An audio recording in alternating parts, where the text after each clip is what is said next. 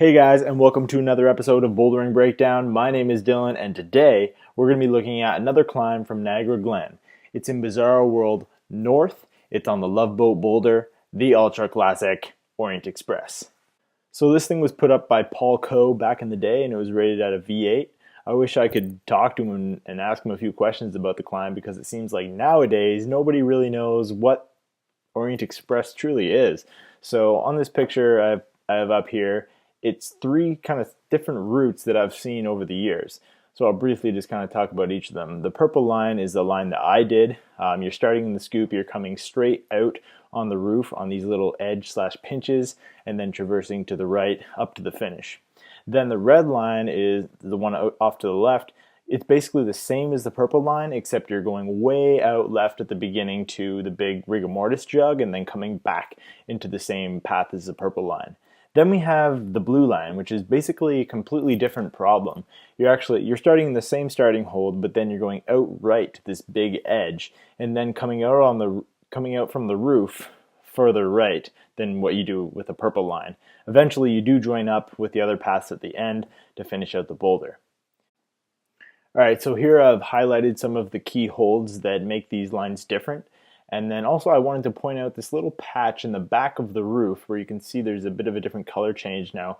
I think that is where some of the rock has broken away over the years, and that really could be the source of the confusion between these different paths. And just keep in mind, the point of making this video isn't to say which path is wrong and which path is right, because I don't really know, but at least hopefully you've learned something from the video and you can make your own decision on which way you want to do it. The description for the climb reads, start on the softball-sized scoop pocket, move through overhang using unusual edges, shoot to the lip pocket, and again to another pocket, finish up and right of pockets on large edges. So heading into trying this climb, I hadn't seen any beta of the climb except for a rigor mortis video, which is just the second half of the climb. So I ended up doing the first part pretty uniquely. I haven't seen anyone else do it this way. So the way most people do it is with their hands in the scoop, feet down low, and then they go up right to the right hand pinch, then come into the left hand pinch. The way I did it is started with both hands in the scoop as well as my left heel. Then from there I go left hand pinch. I then tweak my left heel so it's outwardly rotated. My right toe is flagging beneath the roof on a little edge, and then I go up right hand to the pinch. Now this method kind of makes the first move a bit easier, I think, going up left hand, but then the next move, bringing your right hand up to the pinch, actually is pretty hard. So I'm not sure which method is really easier or harder. I guess it depends on yourself.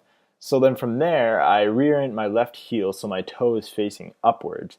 Now that makes this next move up to the lip a little bit easier. You hit that sloper, get your fingers in the divot, switch your feet so that your left foot is now a toe on the scoop, and then swing your right foot all the way out to the ledge so you can grab a nice heel hook, and in this position you're actually pretty stable. From there you can go up right hand to that pocket.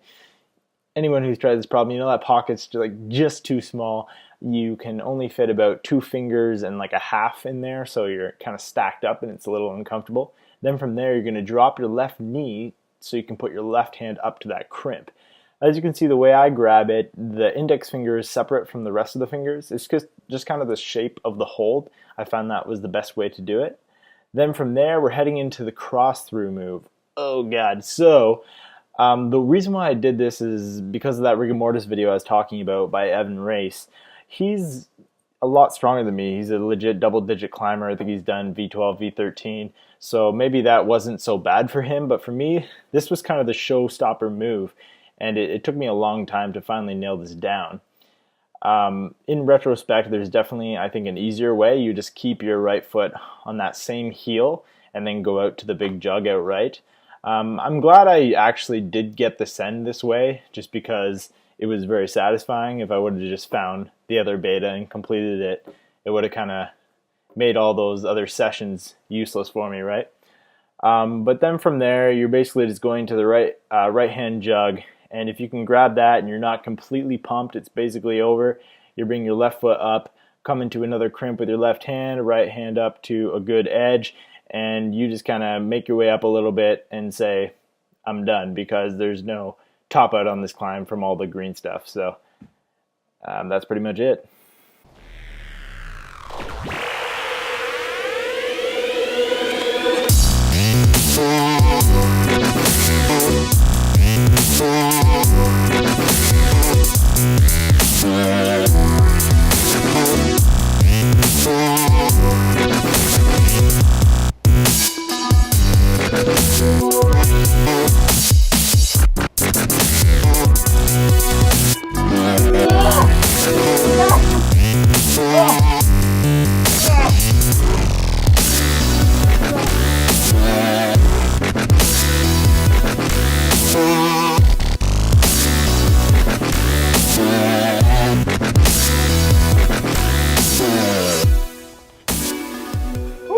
Alright guys, so I hope you learned something about the climb Orient Express, and if there's a lesson to be learned here, it's don't watch my video or anyone else's videos, see the beta and think that's the way it's got to go.